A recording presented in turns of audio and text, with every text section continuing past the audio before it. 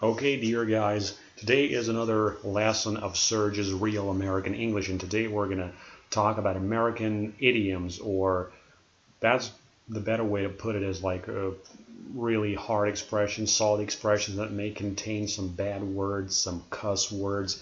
But these are the words that I learned working with Americans and counteracting with native speakers of American English. I think that this cuss words and such expressions are really an integral part of American English, and using them is it can really add something to your speech and get you closer to real American English and make you sound maybe not as a native speaker right away, but it sure as hell is gonna make you feel more confident in your speech. So the first type of expression is a synonym to an expression I don't care.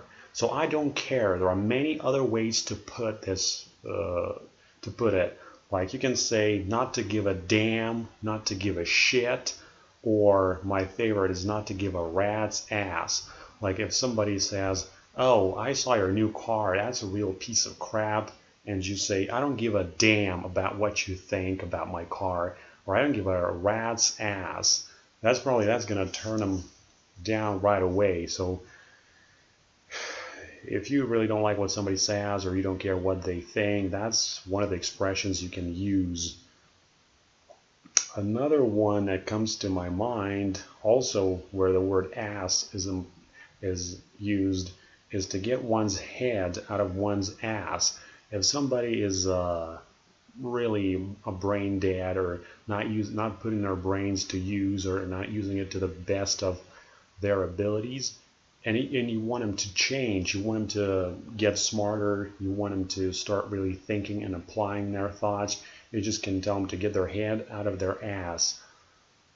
Like, come on, get your head out of your ass. That sounds pretty American, and that sounds pretty natural in everyday slang speech. So you use that, native speakers are gonna like that and appreciate that when used properly. Just make sure you don't insult anybody. And another thing that is really good, and that I first heard from a native speaker I worked with like 5 years ago, is to screw the pooch. When somebody really screwed up, you can say he screwed the pooch.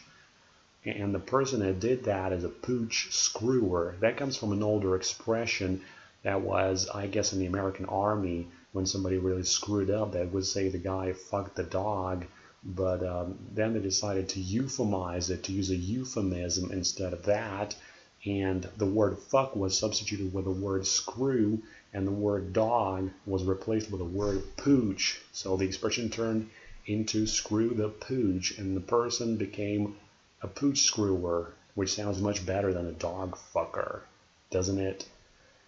Okay, these are 3 expressions for today, and that was it. Subscribe to my channel. I was very pleased to do it for you. Your Serge.